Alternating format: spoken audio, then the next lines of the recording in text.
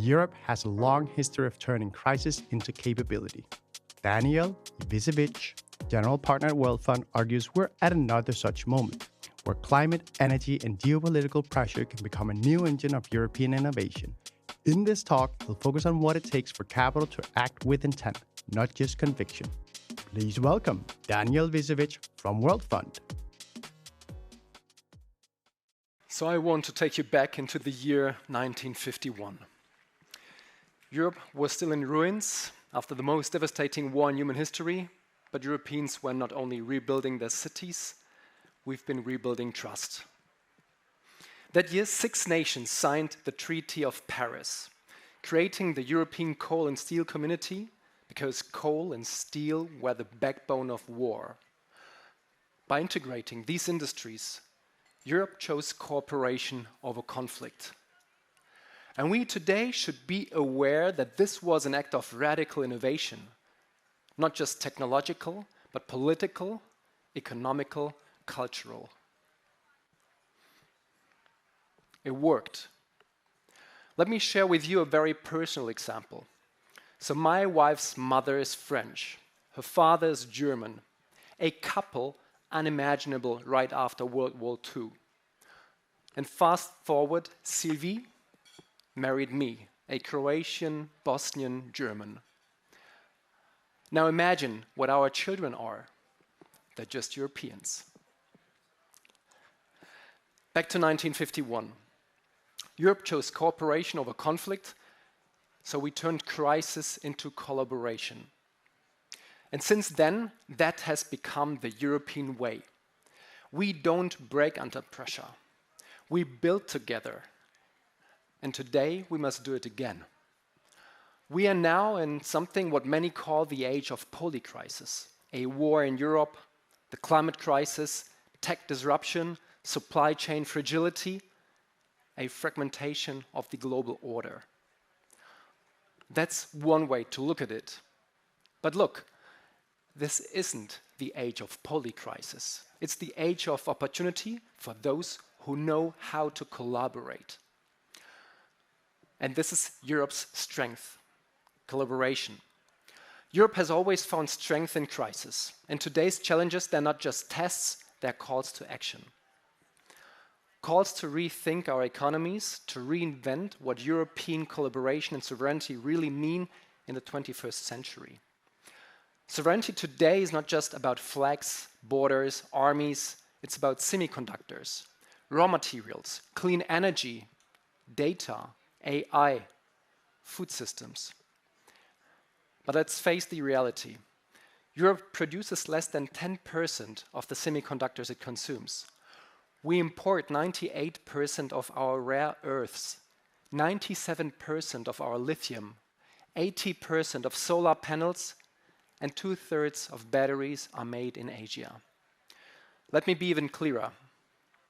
The tools of the green, digital, and industrial future are being built elsewhere. And if we don't reverse that, Europe risks becoming a spectator in a game it helped invent.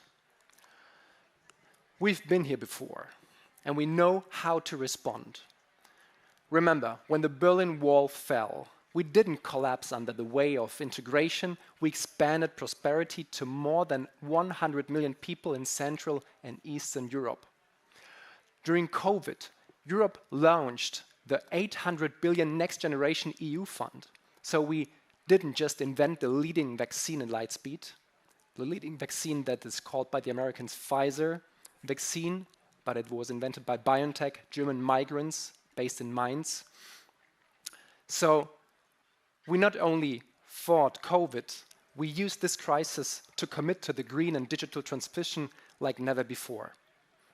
And in the wake of Russia's war in Ukraine, we cut our Russian gas dependency from 40 to only 11% in under 2 years. So that's an industrial transformation in real time. So when the stakes are high, Europe doesn't just respond, it reinvents. We reinvent ourselves. And today we must act again. And this time our challenge is to build resilience through investment. But how, given this data? Over the last decade, Europe raised 7 times less venture capital than the United States.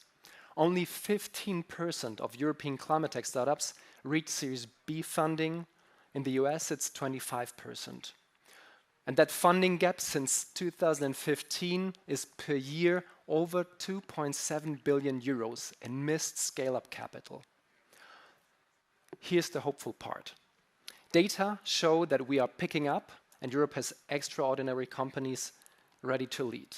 I'll just mention 3 examples. And yes, full disclosure, those 3 companies are companies World Fund, so we invested in. Silib is turning battery waste into the raw materials we need by recovering more than 90% of the critical minerals. IQM from Finland is selling more quantum computers than any other quantum company in the world. Planet A Foods from Germany is replacing cacao with climate-resilient European crops. So they are disrupting one of the most vulnerable and deforestation-linked supply chains in the world. And these are not just scale-ups. These companies are growing to become the pillars of European sovereignty, and they're not alone. What we need is bold policy, and it's on the way. You heard that. What we also need is ambitious scale-up capital. It's also on its way. We need public-private partnerships that amplify the opportunity in the making. So, good science, but above all, we need a shared mission to invest in those critical technologies that serve European values, that serve European resilience, and recreate our leadership. This is not a time for hesitation, it's a time for movement, missions, and moonshots. Let's create hundreds of companies like Silib, IQM, and Planet A Foods. Let's make Europe not only the continent of innovation, but the continent of industrial scale. I began with the year 1951, when Europe, devastated by war, chose to build peace by binding coal and steel. Europeans decided on collaboration, and that act of radical innovation reshaped the future and made my own European family possible. And we've done this again and again. We responded to the oil crisis with wind and sun. We responded to a divided continent with unity and to a pandemic with the largest green stimulus in our history. So the story of Europe is not one of stagnation, it's one of reinvention. We know how to turn crisis into collaboration and competitiveness. But the next chapter isn't written yet. It depends on whether we choose to lead again, to choose to invest, to collaborate, to believe. So remember, Europe doesn't break under pressure because we build together. Now's the time to do this again. Thank you.